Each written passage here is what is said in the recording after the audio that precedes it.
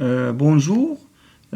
Suite à ce qu'on a bien développé dans le cadre de la deuxième séance, je vous rappelle que dans la deuxième séance, on a traité dans la première partie et la deuxième partie de la deuxième séance, la détermination de la taille de l'échantillon et la mise en œuvre de la méthode de quota. Concernant cette dernière partie de la séance 2, nous allons mettre l'accent sur les avantages et les inconvénients de la méthode de quota et on va terminer par un exercice ou bien un exemple d'application. Voilà, comme vous le savez très bien, chaque méthode elle présente soit la méthode des sondages aléatoires ou bien la méthode des quotas, elle présente des avantages et des inconvénients, comme nous l'avons déjà précisé dans le cadre des inconvénients, bien les limites des enquêtes par sondage. Bien. Bien, donc relativement aux avantages et inconvénients de la méthode de quota, commençons par les avantages. Comme nous l'avons déjà précisé lors de les méthodes ou bien le choix de l'échantillon, la méthode de sondage est contrairement à la méthode des quotas ou bien la méthode par choix raison et la méthode des quotas, et contrairement à la méthode aléatoire, ne nécessite pas une base de sondage. Donc, je vous rappelle que la base de sondage, c'est une liste exhaustive où vous avez toutes les informations afin de désigner les individus à interroger. Donc, si vous optez pour la méthode des quotas, vous n'êtes pas obligé de passer par ou d'avoir une base de sondage. Donc, si vous n'avez pas la base de sondage, on utilise la méthode de quotas et ça constitue un avantage pour cette méthode des quotas. Pourquoi? Comme vous savez très bien, l'accès à la base de sondage, parfois, il est difficile et parfois c'est confidentiel. On ne peut pas accéder directement à la base de sondage. Je vous donne l'exemple d'un étudiant qui passe un stage dans une entreprise, ou bien dans une banque, ou bien dans un établissement. L'accès à la base de sondage, c'est confidentiel. L'accès, c'est pas, mais malgré ça, tu peux choisir un échantillon en adoptant la méthode des quotas. Bien, autrement dit, le coût des enquêtes par la méthode des quotas est nettement moins élevé par rapport au coût des sondages aléatoires. En effet, donc le rendement d'un enquêteur est environ 2 fois plus élevé lorsqu'on utilise la méthode des quotas. Donc voilà, ça constitue c'est-à-dire des avantages. Relativement aux inconvénients, donc faites attention ici, les avantages et les inconvénients de la méthode des quotas, relativement à l'autre méthode alternative qu'on va développer par la suite. L'avantage de la méthode de quotas, ça constitue un inconvénient pour l'autre méthode alternative qui est la méthode probabiliste. De même pour les inconvénients, représentent des avantages pour la méthode des quotas. Donc voilà. Donc l'inconvénient de la méthode de quotas, c'est que c'était une méthode qui n'a pas de fondement théorique. Nous allons voir que la méthode probabiliste, il a un fondement théorique derrière, c'est la loi des grands nombres. La loi des grands nombres, il est basé sur l'inégalité, comme nous allons le voir, c'est l'inégalité de Bien-Aimé-Tchebyshev. Donc voilà, ici relativement à la méthode des quotas, il n'y a pas de sous-basement théorique. Tout ce qu'il y a, si jamais vous connaissez, comme nous l'avons déjà vu dans le cadre de l'exercice d'application, si vous connaissez la répartition ou bien la structure de la population selon les variables de contrôle, vous pouvez donc, comme je l'ai précisé auparavant, si vous avez par exemple une population, vous connaissez par exemple le quota population concernant la variable sexe, par exemple 60% des femmes et 40% des hommes, donc vous pouvez choisir un échantillon en respectant ces quotas. Donc ça constitue un inconvénient et un avantage pour la méthode des sondages aléatoires. Pourquoi? Parce que la méthode des sondages aléatoires, il a un fondement théorique qui est la loi des grands nombres. Donc, il repose sur la loi des grands nombres, en particulier basée sur l'inégalité de Bien-Aimé-Tchebyshev, comme nous allons le voir par la suite. Bien. Autre chose intéressante, c'est que la méthode des quotas ne permet pas de calculer la précision de l'estimation, contrairement à la méthode des sondages aléatoires.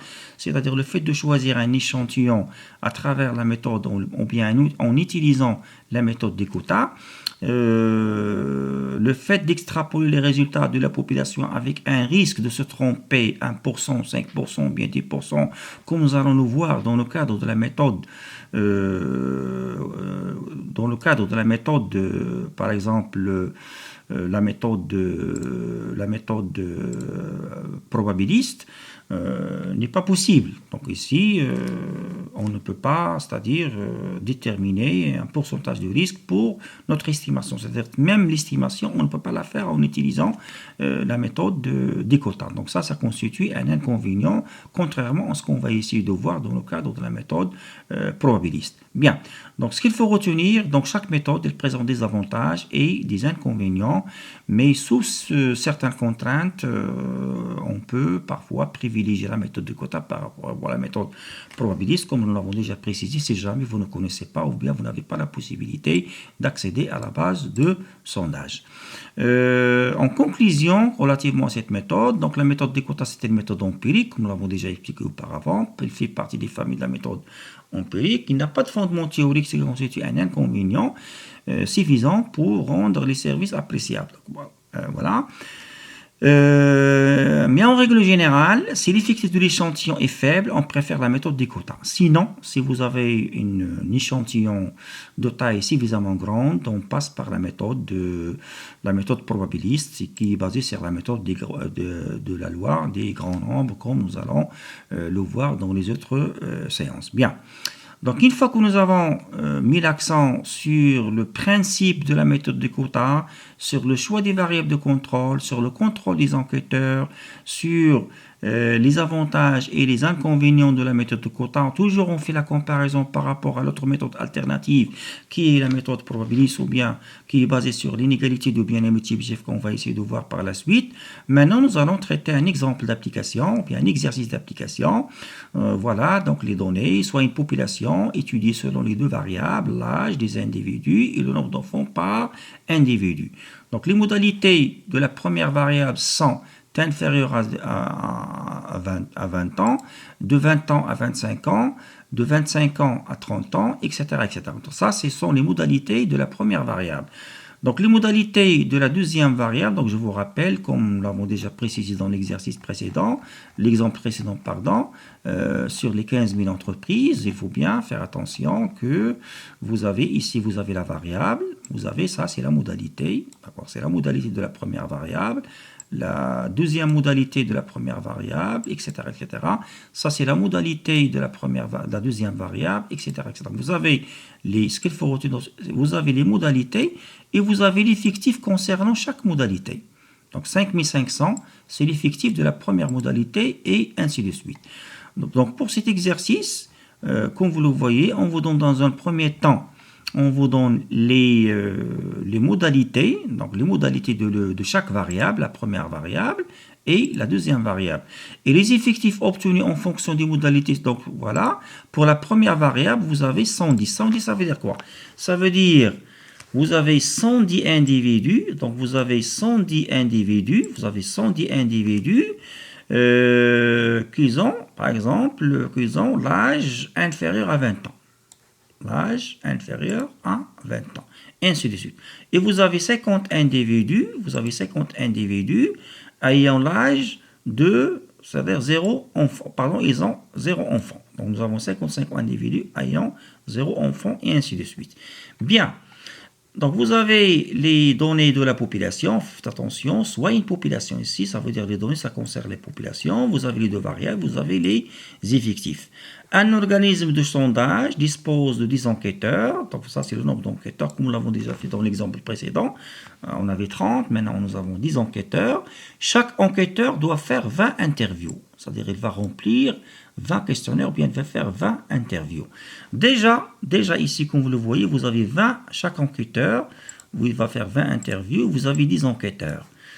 Sans avoir donné une idée sur c'est-à-dire sur le taux de sondage, vous avez déjà ici une idée sur la taille de l'échantillon. Vous avez 10 enquêteurs, chaque enquêteur il doit faire 20 interviews, ça veut dire que la taille de l'échantillon c'est quoi? C'est le nombre d'enquêteurs multiplié par l'interview que doit faire chaque enquêteur, ça veut dire 10 fois 20 est égal à 200. Donc vous avez ici 20, vous avez ici 200, la taille de l'échantillon est égale à 200. Comme je peux le déterminer autrement, Donc vous avez un taux de sondage qui est égal à 20%. Donc le taux de sondage est égal à 20%. Et vous avez déjà une population, si vous faites la sommation de cette première ligne, ou bien la deuxième ligne, 110 plus 150 plus 200 plus 250 plus 190 plus 100 est égal à 1000, ou bien 50 plus 550, etc. est égal à 1000. Donc la taille de la population est égale, grand N est égal à 1000, soit selon la première ou bien la deuxième variable. Donc 1000 multiplié par 20%, ça va vous donner 200. Donc 1000 multiplié par 20% est égal à 200, c'est la taille de l'échantillon. Ici, vous avez un certain nombre de questions. Définir les variables de contrôle. On a déjà vu ça, les variables de contrôle sont des variables qui permettent d'assurer la conformité entre l'échantillon, la structure de l'échantillon et celle de la population. Définir le taux de sondage. Le taux de sondage, vous l'avez déjà ici, c'est petit n sur grand N. Donner le principe de la méthode des quotas. Le principe de la méthode de quotas, l'échantillon est constitué de façon, choisi de façon à constituer une image fidèle sur la population. Par exemple, ici, les variables de contrôle, c'est la première variable et la deuxième. C'est la deuxième variable, c'est l'âge et le nombre d'enfants, pour considérer comme étant des variables de contrôle. Appliquer la méthode des quotas et donner la structure d'interview en fonction des variables de contrôle que doit faire chaque enquêteur. Donc voilà, je pense qu'on a déjà donné des éléments de réponse. Vous avez ici, vous avez les variables X, d'accord, les modalités. Vous avez les effectifs, vous avez tout simplement, vous allez prendre chaque, ici vous avez 110, il faut la multiplier par 20%, comme nous l'avons déjà fait l'exercice précédent, 150 multiplié par 20% pour avoir la structure de l'échantillon. La même chose pour la deuxième variable, 50 multiplié par 20%, 550 multiplié par 20%, etc. pour trouver cette structure de l'échantillon. Donc là, ça, c'est la structure de l'échantillon, ça veut dire, nous allons interroger 22 moins de 20 ans, 30 moins de, entre 20 et 25, la somme est égale à 200, c'est la taille de l'échantillon. La même chose pour la deuxième variable, d'accord? Donc la structure des interviews, donc l'interview que doit faire chaque enquêteur, par rapport à l'exemple précédent, nous avons fait la répartition des enquêteurs. Maintenant, nous allons faire la répartition des interviews. Donc, comment nous allons obtenir ces... Nous allons tout simplement multiplier 20. Nous avons multiplié 20 par le pourcentage, bien quota population. Donc 20 multiplié par, nous avons pris 22 divisé par 200, 30 divisé par 200, et vous avez ce qu'on appelle le pourcentage, ou bien le quota population. Donc c'est 20 multiplié par le pourcentage quota population, ça va vous donner 2, 3, 4, 5, 4, etc. Donc l'interprétation qu'il faut donner à cette deuxième colonne, donc chaque enquêteur, il doit faire 2 interviews pour l'âge de moins de 20 ans, 3 interviews entre 20 et 25, 4 interviews 25-30, etc. Mais vers la fin, il doit faire uniquement la somme de 20 interviews. La même chose ici, faites attention, nous avons déjà dit qu'auparavant, il ne faut pas dépasser la taille de, c'est-à-dire 20. 20, c'est le nombre d'interviews que doit faire chaque enquêteur. C'est la raison pour laquelle il faut faire les arrondissements nécessaires afin de ne pas dépasser les 20 interviews.